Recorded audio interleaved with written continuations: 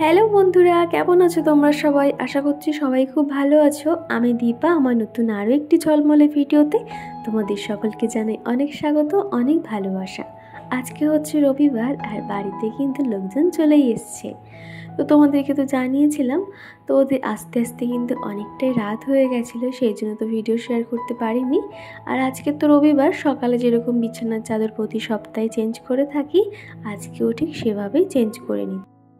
আর এত পরিমাণে কালকে গরম লাগছিল না, মানে বীভৎস গরম, মানে আমাদের এই বাড়ি থেকে যখন টের পাচ্ছি মানে বুঝতে হবে বাইরে লো পড়ছে রীতিমতন।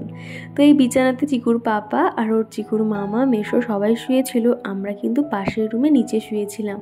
তো খুব ভালোভাবে কিন্তু আমরা ঘুমোতে পেরেছি। এদিকে দেখো আমরা সবাই কিন্তু সবেই ঘুম থেকে উঠলাম, মানে সবাই শুয়েছিলাম আর কি। আর এই যে দিদি বৌদি এসছে, তো কোনো কাজ কিন্তু আমাকে করতে দিচ্ছে না, তারা সমস্ত কাজটাই সেরে নিচ্ছে। তো ভাবলাম, আমিও খানিকক্ষণ শুয়েছিলাম, তো ভাবলাম যে বেডশিটটা চেঞ্জ করতে হবে, আর শুয়ে থেকে লাভ নেই, টুকটাক করে কাজকর্মগুলো করি। তো এই যে উঠে এখন সুন্দর করে চেঞ্জ করে নিলাম। তারপরে না আজকে কিন্তু ভীষণ আনন্দ হবে, মানে কি বলবো, সারাদিনটা খুব মজায় মজায় কেটেছিল। সন্ধ্যেবেলা কিন্তু একটা জায়গায় ঘুরতে যাব, তো এরকম প্ল্যানিং হয়ে রয়েছে। তো কোথায় যাচ্ছি অবশ্যই শেয়ার করব, আর সেই জায়গাটা দেখলে না তোমাদেরও কিন্তু মনটা শান্তি হয়ে যাবে। তো এদিকে দেখো বিছানাটা সুন্দর করে গুছিয়ে নিয়ে সকালে টিফিন করে, আর এখনই 10:30 11টা বাজবে, চলে এসেছি ঝিলে স্নান করতে। আমি এই 3 বছরে কিন্তু এই আশপাশটাই কখনোই তোমাদেরকে শেয়ার করা হয়নি, আসলে নিজেই তো আসি না।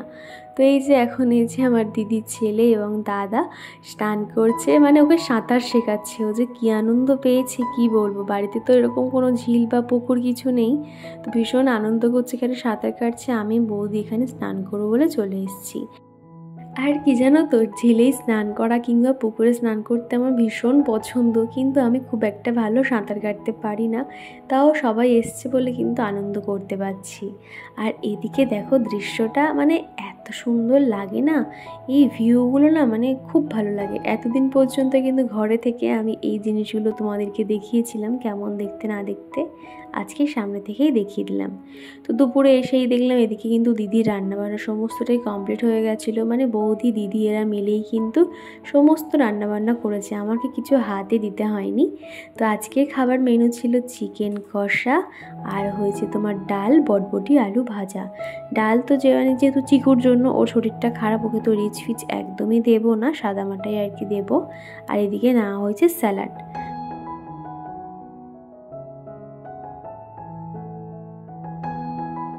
তো এবার চলো খাওয়া দাওয়াটা সেরে নিয়ে কয়েকটা জিনিস তোমাদেরকে দেখাই। এই যে কয়েকটা সাজগোজ কিন্তু দিদি আমার জন্য কিনে এনেছে। ও তো জানে যে বাড়ির আশপাশে কোনো দোকানপাট নেই, অনেকটা দূর যেতে হয়, সেই জন্য আর কি। আর এখানে দেখো মিনি লিপস্টিকগুলো কি দারুণ না, এখানে কিন্তু সব রকম কালার আছে, আর প্রত্যেকটা কালার কিন্তু ভীষণ সুন্দর দেখতে। আর একটা এনেছে এরকম দেখো ইয়াররিং, তারপর একটা অক্সিডাইসের ঝুমকো এনেছে, এটাও কিন্তু বেশ পছন্দ হয়েছে। আর এটা হলো সুগারের কাজল, এই কাজলটা কিন্তু ভীষণ ভালো ওয়াটারপ্রুফ কাজল, আর এটা কিন্তু খুব সহজে উঠে যায় না, মোটামুটি 1-2 দিন থাকে। আর এই ব্যাগটা দেখো কি দারুণ না। তো মাঝে করে ওরা কিন্তু বেড়াতে গেছিলো পুরীতে, মা দিদি জামাইবুড়া সবাই আর কি। তো সেখান থেকে আমার জন্য এই ব্যাগটা নিয়ে চলে এসেছে। আর এই যে সৌমিসের প্রোডাক্টগুলো দেখছো, এগুলো সমস্তটাই কিন্তু দিদিভাই অনলাইনে কিনেছে। তো এখান থেকে কয়েকটা প্রোডাক্ট আর কি আমি নেব, যেমন ধরো সানস্ক্রিন, নাইট ক্রিম, তো এগুলো আর কি। দেখবে মায়ের পরে যদি কেউ তোমাকে বেশি ভালোবাসে সেটা হলো দিদি, আর আমার দিদিও ঠিক সেরকমই। আর এছাড়া কিন্তু আমাদের জন্য জামা কাপড় এনেছে, আমার জন্য একটা নাইটি, তারপর চিকুর পাপার জন্য একটা টি শার্ট, চিকুর জন্যও কিন্তু টি শার্ট। এই পয়লা বৈশাখ উপলক্ষে আর কি হালকা পাতলা নর্মাল ব্যবহার করার জন্য যে জামা কাপড় সেগুলো। তো আমার প্রত্যেকটা তো খুব পছন্দ হয়েছিল। আর এই যে ওরা পুরীতে বেড়াতে গেছিলো, সেখান থেকে আমার জন্য একটা মোটা শাঁখা কিনে এনেছে। শাঁখাটা আমার ভীষণ পছন্দ হয়েছে, অনেক দিনের ইচ্ছে যে একটা মোটা শাঁখা পরবো। আর মা দেখো আমার জন্য এই স্টিলের কাপগুলো পাঠিয়ে দিয়েছে, মাও কিন্তু অনেক গাছ পাঠিয়েছে আমার জন্য, সেগুলো আর এই ভ্লগে শেয়ার করলাম না, পরের কোনো একটা ভিডিওতে দেখিয়ে দেব। আর এই যে স্টিলের কাপগুলো দেখছো, এগুলো মা আমার জন্য পাঠিয়েছে। কি জানো তো, মা যেহেতু জানে যে চিকু আমার এরকম প্রচুর কাপ ভেঙে দিয়েছে খেলা করতে করতে, স্টিলেরগুলো এই জন্য দিয়েছে যাতে সে ভাঙতে না পারে। তো দেখো কত সুন্দর না কাপগুলো, তো এবার থেকে এটা ব্যবহার করব। তারপরে খাওয়া দাওয়া করে বেরিয়ে পড়েছি বিকেলে, সবাই মিলে একটু ঘুরতে যাব আমাদের বাড়ি থেকে বেশ খানিকটা দূরে ইসকন মন্দির। এর আগেও কিন্তু আমি তোমাদেরকে আমার কোনো একটা ব্লগে শেয়ার করেছিলাম ইসকন মন্দির, কিন্তু মন্দিরটার ভিতরে কখনো মানে ওই ভিডিও করে দেখায়নি। আর আজকে সমস্তটাই দেখাবো, এত সুন্দর শান্তির জায়গা না কি বলবো। তো প্রথমে প্ল্যানিং ছিল আরও একটা মন্দির ছিল হনুমানজির মন্দির, সেই মন্দিরটাতে যাব বলে। তারপর একটু দেরি হয়ে যাওয়াতে সেখানে আর গেলাম না।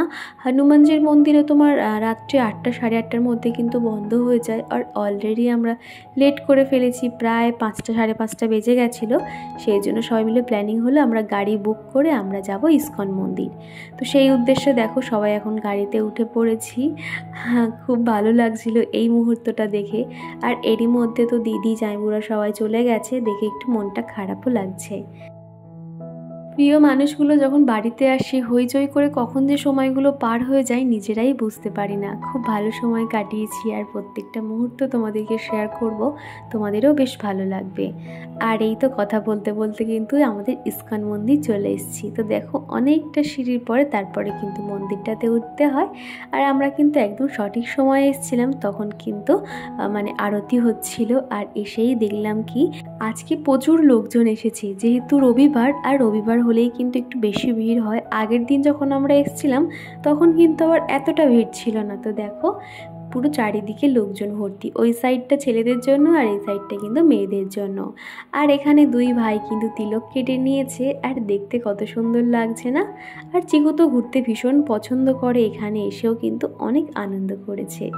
তো এখন এই যে ভগবানের মুখ দর্শন করাবে, সেই জন্য তো এখন এই যে শঙ্খধ্বনি দেওয়া হচ্ছে, এবারে ভগবানের মুখটা দেখব। আর আমার ক্ষেত্রে কি হয় জানো তো, আমি যখনই এরকম ভগবানকে দেখি আমার মনটা যেন কেমন একটা আলাদা রকম একটা ফিলিংস হয়, সেটা আমি বলে বোঝাতে পারবো না, একটা আলাদাই আনন্দ কাজ করে।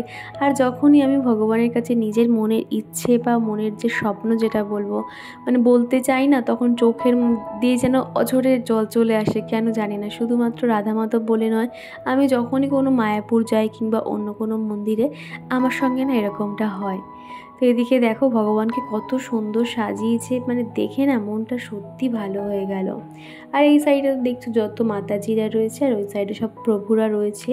মানে এত মানে জোরে জোরে গান হচ্ছিল না, মানে মনটাই যেন আলাদা একটা আনন্দ হচ্ছিল।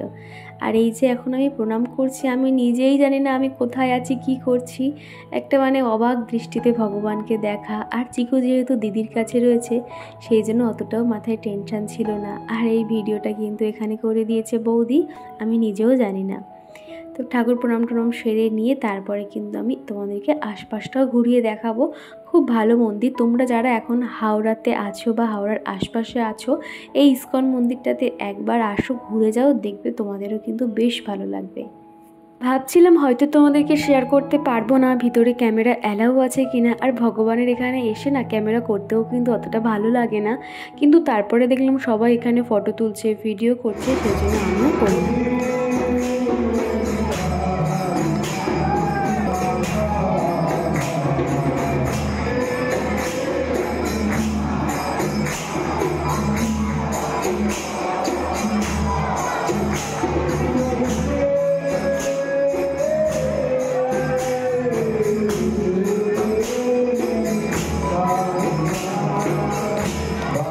আর ভিতরে তো প্রচুর পরিমাণে গরম হচ্ছিল, তো এদিকে না একটা পাখা লাগানো ছিল, সেই জায়গাটা খানিকক্ষণ দাঁড়িয়েছিলাম। আর চিকুও পুরো কিন্তু ঘেমে স্নান হয়ে গেছে। তো এখানে একটু অবাক হয়ে দেখছিল যে এগুলো কি হচ্ছে আর কি। আর এদিকে দেখো আরতি করছে, কত সুন্দর মন্দিরটা সাজানো। তো আমরা প্রায় 40 মিনিট মতন মন্দিরে ছিলাম, আরতি দেখলাম, তারপরে চলে এসেছি বাইরের দিকে। আর এই আশপাশটা ঠিক এরকমই দেখতে। এটা হলো সেই মন্দিরটা, আর এক ধারে রয়েছে বিভিন্ন দোকান, সেখানে বই, ছোটদের খেলনা, মানে ঠাকুরের সমস্ত জিনিসপত্র এই সমস্ত আর কি আছে। আর এই যে লক্ষ্মীনারায়ণ ছবি রয়েছে।